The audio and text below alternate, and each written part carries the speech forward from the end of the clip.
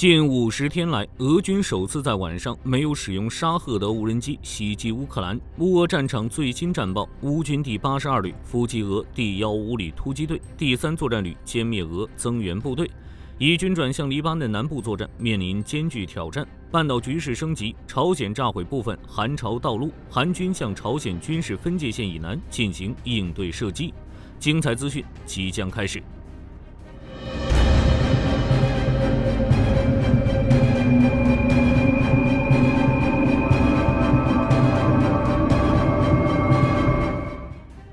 自9月份开始，俄罗斯每天都会使用沙赫德无人机对乌克兰本土发动袭击。整个9月份，俄军一共在乌克兰上空发射了1339架沙赫德无人机，其中1107架被击落，还有一部分被电子战压制。进入10月份，俄罗斯除了使用沙赫德无人机之外，还开始使用不明类型的无人机袭击乌克兰。只是这些无人机中，大部分都受到乌克兰电子战的影响，坠落到地面。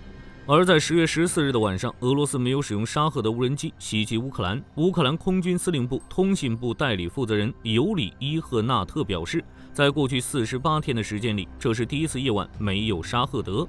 不过，空军并没有说明为什么俄罗斯会突然安静。火力军认为这与乌军之前的打击有关。10月10日，乌军使用无人机与远程导弹摧毁了俄军在克拉斯诺达尔边疆区叶伊斯克区的一个仓库，至少摧毁了俄军400架沙赫德无人机，大大削弱了俄军的空袭能力。霍尔斯克方向，俄军试图突破霍尔斯克地区的防御，乌军坚守阵地并进行反击。有战报提到，乌军第85空中突击旅在霍尔斯克西部的一个定居点全歼了俄军第155海军陆战旅的一个突击队，几十名俄军全部被击毙。这几天，俄军沿着科列涅沃苏贾这条死亡公路，向刘比莫夫卡、托尔斯泰鲁格、辛万诺夫卡等村庄推进，并占领了关键的道路交叉口，将战线向前推进了10公里。当然，乌军也没闲着。俄军突袭取得一定成果后，乌军立即选择反击，并夺回了列昂尼多奥与辛万诺夫卡，收复了近5公里的失地。这支俄军突击队损失了50%的车辆和部队，所处的位置也相当尴尬，后方没有增援，前方与左右都是乌军部队，即将面临被包围的风险。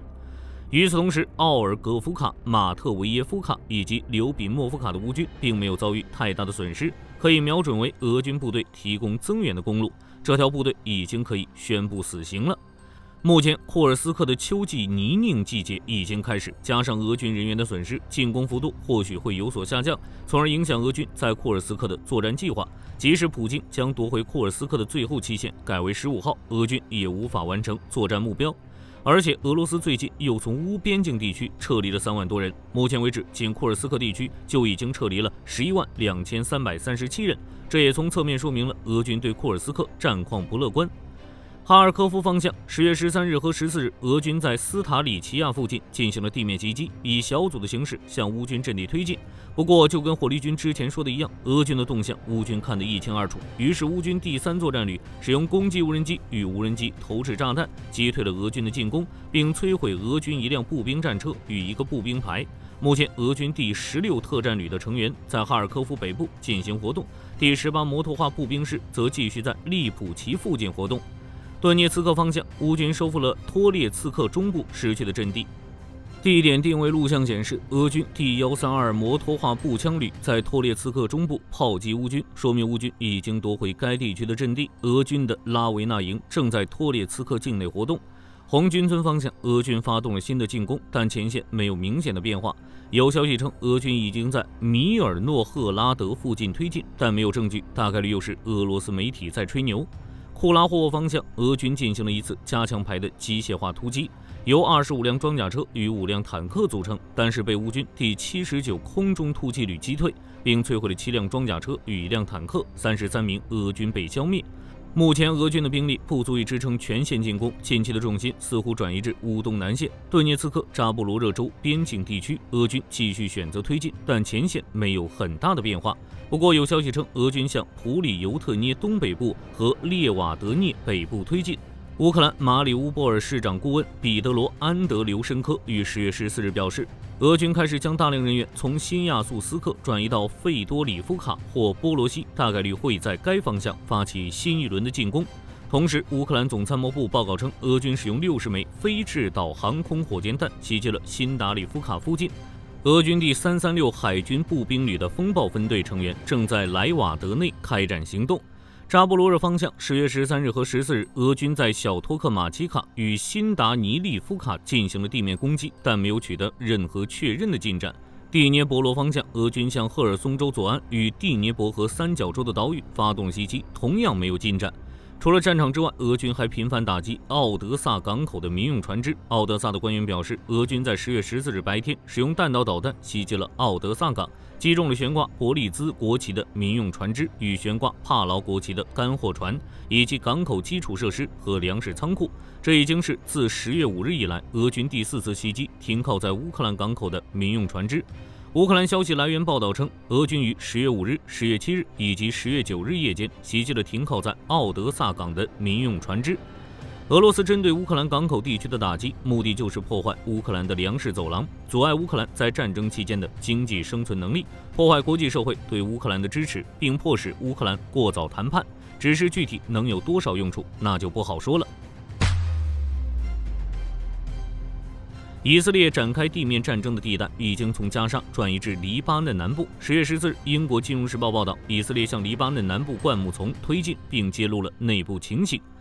报道称，在10月13日，以军把一批记者带到黎巴嫩境内，向他们展示了林地道路和露出地面的岩层。真主党已经在此地建立了前沿作战基地。以色列国防军第146师负责最西部进攻事宜。指挥官伊扎克诺金表示，灌木丛战比城市战更复杂，它没有逻辑，也无法走捷径，可能敌人就离你5米远，你却无法发现。按照以军军官的说法，在该地区开展行动的一个营已经在1平方公里的区域内发现大约100处真主党军事据点，包括一条隧道，其中设有迫击炮和反坦克导弹发射台。另一个武器库里放满了军用装备、小型武器、地雷和爆炸装置。在灌木丛中，每走一步都会碰到真主党的军事基础设施。同时，因为隧道与丛林的缘故，以军只能选择派遣地面部队，一点点清除真主党的阵地。考虑到地面部队的安全问题，以军的进展极为缓慢。报道称，如果说以军的这次进攻能显示出什么迹象，那就是以军在黎巴嫩的地面进攻将持续数周或者是数月。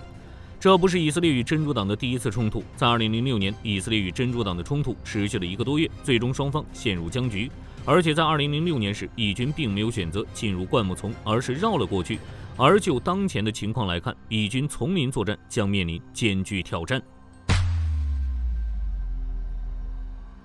半岛冲突激化，一夜之间，半岛局势升级。上期视频中，我们聊到了朝鲜下令朝韩边境部队进入射击待命状态，现在双方矛盾进一步激化。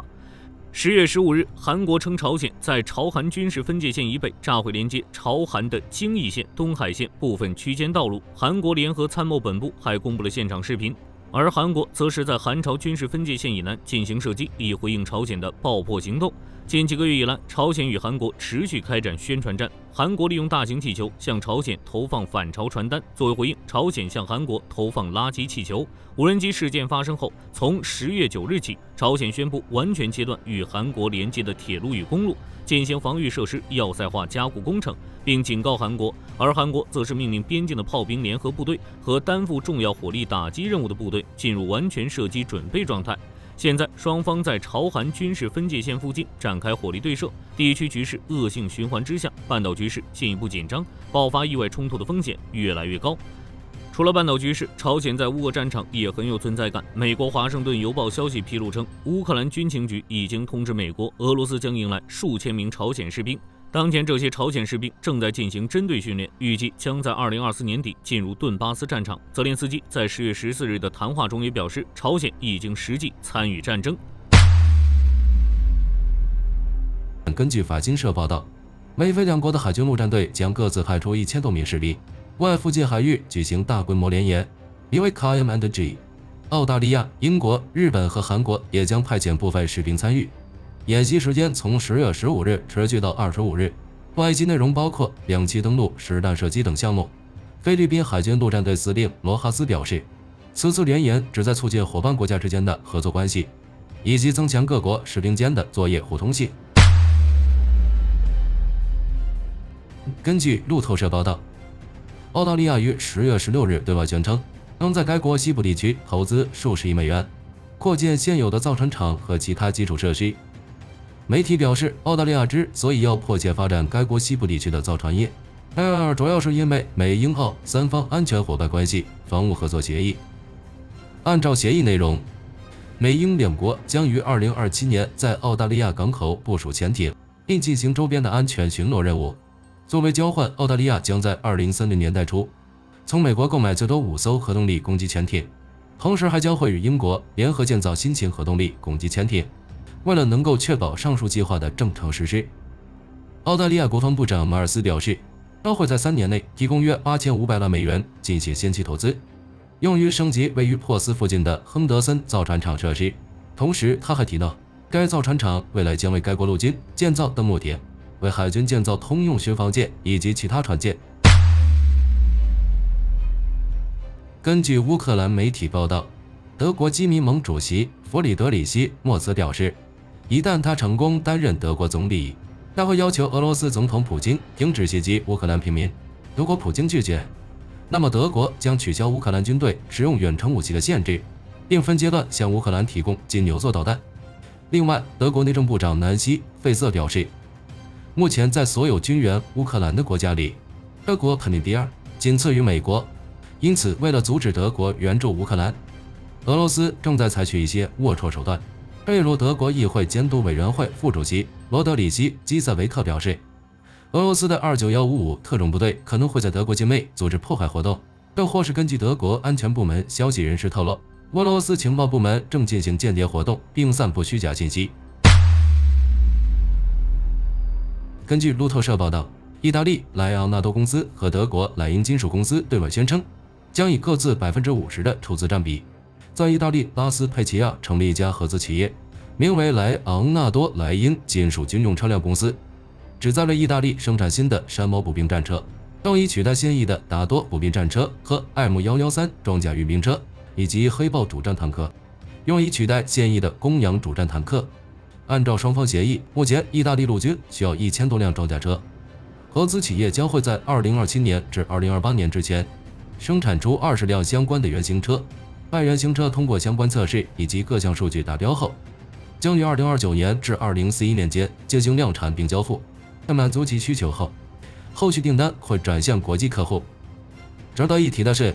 在莱昂纳多与莱茵金属合作前，该其计划与 KNDS 合作，为意大利研发新型豹2主战坦克，但 KNDS 拒绝了莱昂纳多在新型坦克上安装大量意大利国产系统的计划，最终导致合作关系破裂。根据美国防务新闻10月15日报道，美国陆军决定放弃下一代爱国者导弹替换计划，原因是其研发成本过于昂贵，再加上目前的整体规模较小，无法充分发挥作战需求。另以目前爱国者防空系统最先进的 PA-C3M AIC 拦截导弹为例，指出它的单枚采购成本高达约420万美元。不过，按照美国方面的说法，其陆军也并非要完全舍弃爱国者导弹项目，只是不再进行下一代的研发。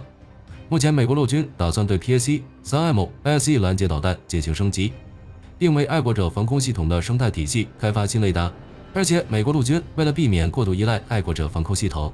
还将对短程防空系统进行现代化改造，并推进间接火力保护能力巡航导弹防御系统。同时，还将进一步研究如何利用新的综合作战指挥系统网络，使萨德防御系统与爱国者防空系统实现互补。这个综合作战指挥系统网络将由诺格公司开发，但是在提供一个开放式架构的指挥控制和网络环境，通过将各种传感器和效应器连接在一起，可大幅提升美国现有的防空力度。根据自由时报10月16日报道，美国诺格公司与空镜公司合作，研发出了一款新型无人机，其名为豺狼。它整体采用模块化设计，能灵活整合各种弹头、电子战系统以及擎肩针任务设备，有效载荷4.5公斤，最大速度超过每小时600公里，射程达100公里，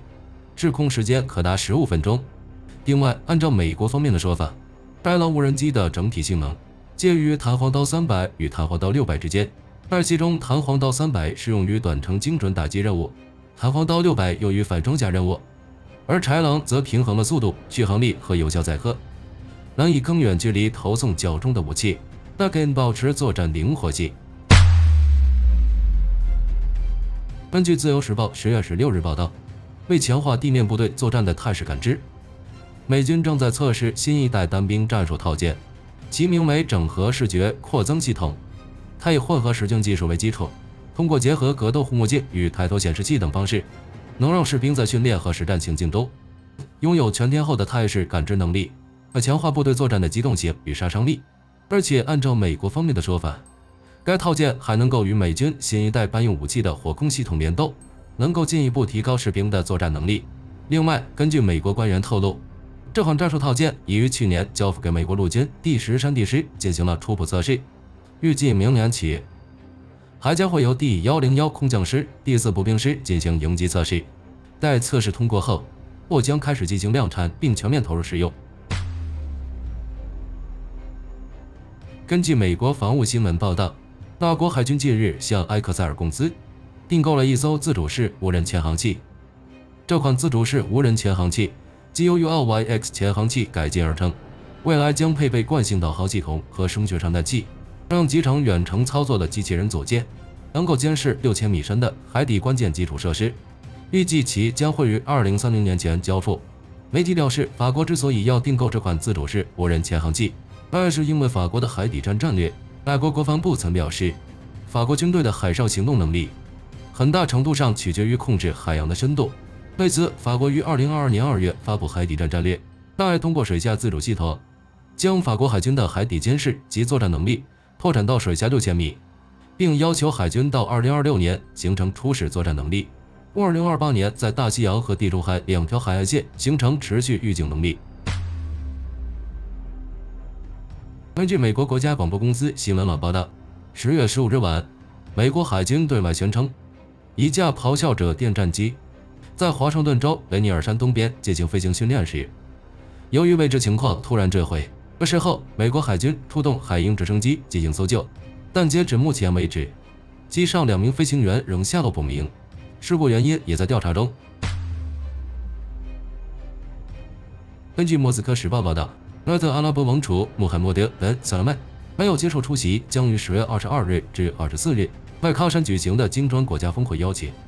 这可能意味着沙特阿拉伯与俄罗斯在石油市场的蜜月期即将结束。自乌俄战争爆发后，欧美国家对俄罗斯全面制裁，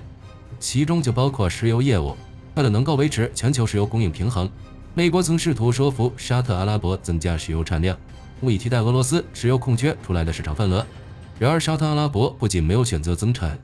反而每天减少200万桶的供应，大约维持石油价格在每桶100美元左右。如今2年时间过去，沙特阿拉伯担心石油价格居高不下，会影响到未来的市场份额，才开始打算执行增产政策。埃及链是以降低石油价格为代价。埃及能源部长阿卜杜勒·阿齐兹·本·萨勒曼表示，沙特阿拉伯将增产并降低石油价格，使每桶石油价格维持在50美元左右。媒体表示，沙特阿拉伯之所以能够在石油领域如此挥霍自如，主要是因为沙特阿拉伯石油成本较低，可以轻松快速地实现增产，而能够通过产量来弥补价格损失。反观俄罗斯石油业务，沃塞生产成本并不便宜，对低价形势毫无准备。如果沙特阿拉伯真的通过增产来拉低石油价格，将会严重影响到俄罗斯的预算收入，最终会影响到俄罗斯在乌俄战争中的军费支出。根据法国媒体报道，今年年初，法国决定向乌克兰提供30亿欧元援助。然而10月15日，法国国防部长塞巴斯蒂安·勒科努对外宣称，法国不会履行向乌克兰提供30亿欧元援助的承诺，实际援助金额超过20亿欧元，但不会达到30亿欧元。值得一提的是，根据已公开的数据，在向乌克兰提供援助的国家中，法国排在第7位，这与法国的大国身份以及 GDP 总量严重不符。根据莫斯科时报报道，捷克外交部对外宣称，外将在未来几个月内向俄罗斯派遣一位新任大使，目前已征得俄罗斯的同意。媒体表示，这位新任驻俄罗斯大使将会是该国的前国防部副部长丹尼尔·科什托瓦尔。他曾于2003年至2006年间在捷克驻俄罗斯大使馆工作。预计这次的相关工作将会从2025年初开始。这期视频到这就结束了，各位觉得乌军还能在库尔斯克取得什么战果？可以在视频下方留言，大家一起讨论。我是火力军，下期见。